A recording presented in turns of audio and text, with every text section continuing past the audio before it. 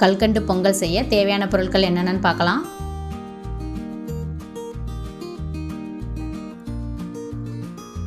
பச்சரிசி 1/2 கிலோ, கல்கண்டு 1/2 கிலோ, நெய் 5 டீஸ்பூன், முந்திரி பருப்பு 15, திராட்சை 15, ஏலக்காய் 5.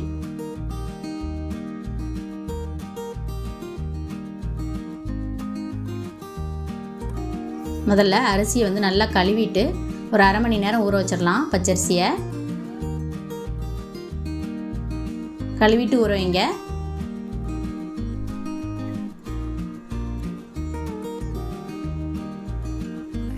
கல்கண்டு பெருசு பெருசாக இருக்கிறனால நான் கொஞ்சம் தண்ணி ஊற்றி அடுப்பில் வச்சு அதை கரைச்சி எடுக்க போகிறேன்.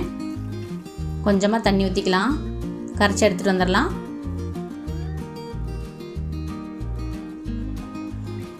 அடுப்பில் குக்கரில் நம்ம எப்படி கல்கண்டு பொங்கல் செய்யலாங்கிறத பார்க்க போகிறோம். அதனால் நான் குக்கர் அடுப்பில் வச்சுட்டேன். முதல்ல தண்ணி சேர்த்திடலாம். அதாவது 3 மடங்கு தண்ணி. 1/2 கிலோ பச்சரிசி நம்ம எந்த டம்ளர்னு அளந்துக்கணும். இந்த டம்ளரில் 2.5 டம்ளர் வரும் 1/2 கிலோ பச்சரிசி.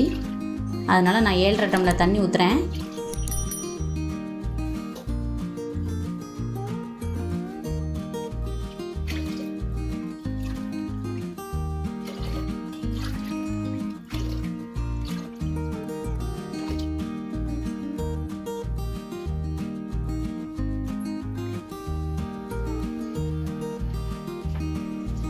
இப்போது அரிசியில் நல்லா 1/2 மணி நேரம் ஊறிடுச்சு.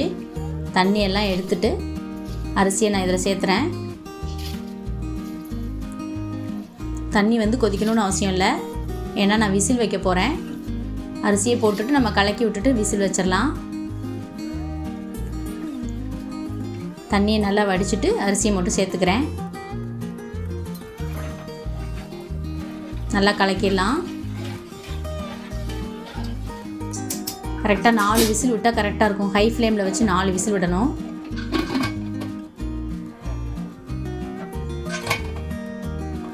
மூடி விசில் போட்டுடலாம். ஹை ஃப்ளேமில் இருக்குது, 4 விசில் வரட்டும்.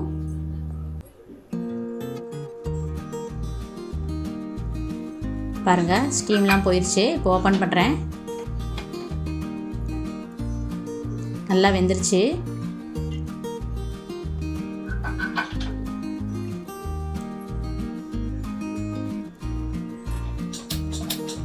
நம்ம மறுபடியும் அடுப்பை ஆன் பண்ணிக்கலாம்.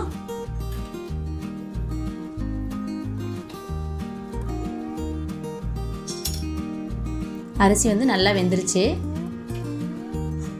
இப்போ கல்கண்டு உருக்கி வச்சிருந்தேன்ல, அதை நான் ஆட் பண்ணுறேன்.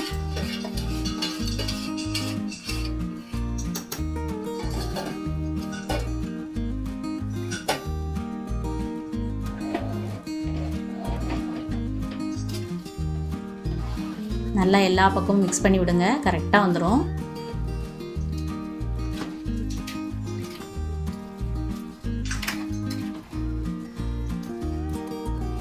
நம்ம ஒரே மாதிரி சக்கரை பொங்கலாக வச்சுட்டு இருக்கிறதுக்கு ஒரு நாள் கல்கண்டு பொங்கலையும் வச்சு நம்ம பொங்கலுக்கு நைவேத்தியம் பண்ணலாம்.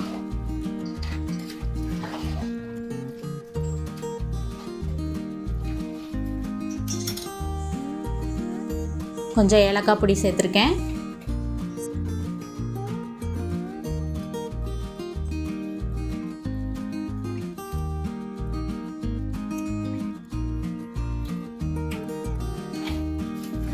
நெய் ஒரு 3 டீஸ்பூன் ஆட் பண்ணிக்கலாம்.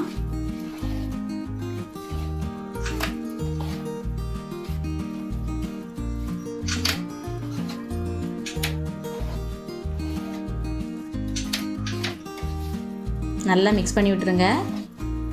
கல்கண்டெல்லாம் நல்லா உருகி எல்லா பக்கமும் ஒன்று போல் வந்துருச்சு. இப்போ அடுப்பை ஆஃப் பண்ணிடலாம்.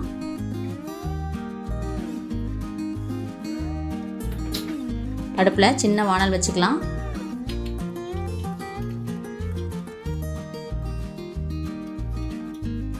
ஒரு 2 டீஸ்பூன் நெய் சேர்த்துருக்கேன். முந்திரி திராட்சையை வறுத்து கொட்டணும்.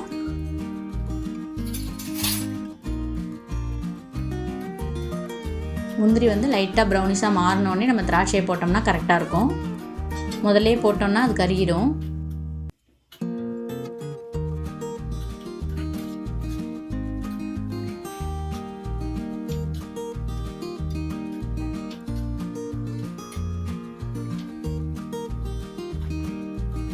திராட்சையை போட்டேன். வறுத்த உடனே கொட்டிக்கலாம். பொங்கல் ரெடி ஆயிடுச்சு. இந்த தடவை நீங்கள் தைப்பொங்கலுக்கு வித்தியாசமாக கல்கண்டு பொங்கல் வச்சு சாமிக்கு படைக்கலாம். செஞ்சு பாருங்கள், டேஸ்ட் டிஃப்ரெண்ட்டாக இருக்கும். நான் கொட்டிட்டேன். நல்லா மிக்ஸ் பண்ணியாச்சு.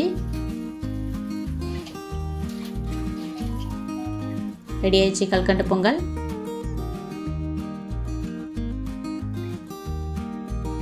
சுவையான கல்கண்டு பொங்கல் ரெடி.